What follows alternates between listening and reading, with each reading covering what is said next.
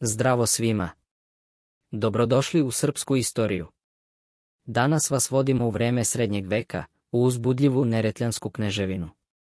Ova kneževina, poznata i kao Paganija, a kasnije i Maronija, bila je srpska zemlja koja se prostirala duž obala između reka Neretve i Cetine i predstavljala je dom za pleme Neretljana, poznate po svojoj hrabrosti i pomorskim veštinama. Zašto su Vizantinci nazvali ovu oblast Paganija?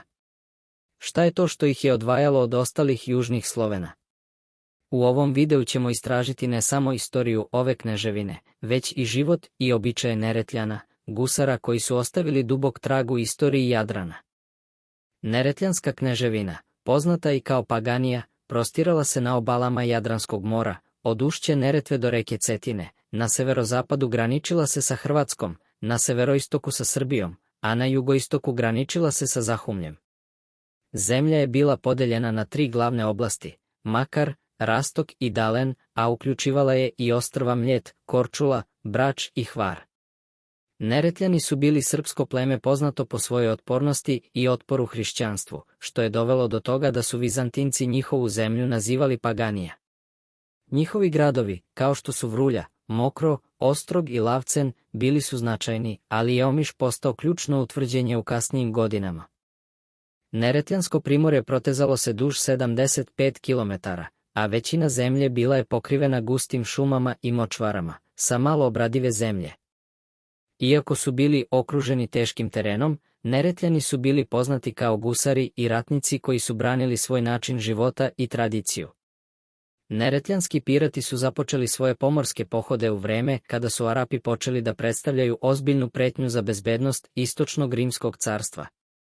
U 7. veku, kada je Istočno Rimsko carstvo bilo u krizi zbog arapskih napada, Neretljani su počeli da unapređuju svoje brodograditeljske veštine i da stvaraju svoje flote, koje su brzo postale najveća pretnja Jadranu.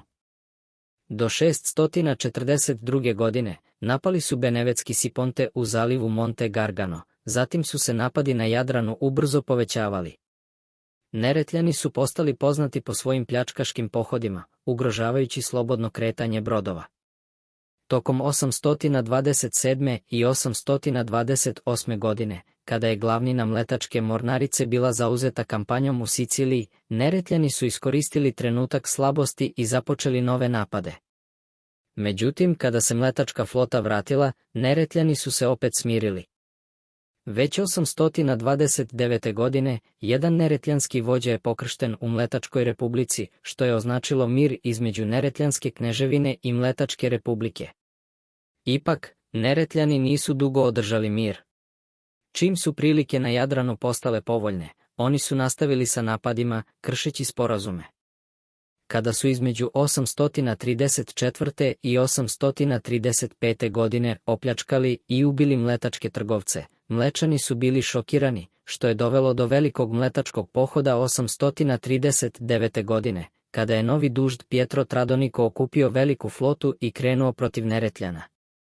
Mlečani su čak uspostavili mir sa saveznicima Neretljana, kao što su dalmatinski Hrvati pod knezom Mislavom i nekim plemenima pod knezom Družakom, ali pohod iz 840. godine nije bio uspešan, jer je dužd Pietro izgubio više od 100 ljudi i morao se povući. Neretljani su iskoristili mletačku slabost i počeli sve smelije da napadaju. 846. godine došli su do Venecije i opljačkali grad Kaorlu. Ovi napadi bili su isključivo motivisani ličnom dobiti i osvajanjem plena, bez ideološke pozadine. Iako su Neretljani do sredine 9. veka pokušavali da ostave svoje gusarske navike i promene svoj način života, u martu 870. godine oteli su predstavnike romejskog episkopa, što je dovelo do novog vojnog sukoba. Neretljani su se dugo odupirali hrišćanstvu, ali ih je vizantijski car Vasilije I vojnim putem smirio, a Neretljani su na kraju zatražili pokrštavanje i poslali predstavnike caru. Mlečani su u jesen 886. godine, pod komandom dužda Petra Kandijana, pokrenuli novi pohod, ali su bili poniženi u borbama protiv Neretljana, koji su im naneli težak poraz. Mletačka republika je ponovo pokušala da osvoji Neretljane, ali ovaj put, Pietro Kandijano je lično predvodio napad 887. godine. Neretljani su ponovo izazvali značajne probleme za Mlečane, čak su im naneli veliki poraz u dubini Neretljanske zemlje. U sljedećem videu pozabavit ćemo se borbama između Raške, Bugarske i Vizantije za Neretljansku teritoriju.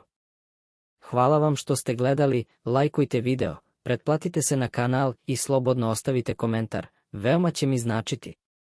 Vidimo se u sljedećem videu, ćao.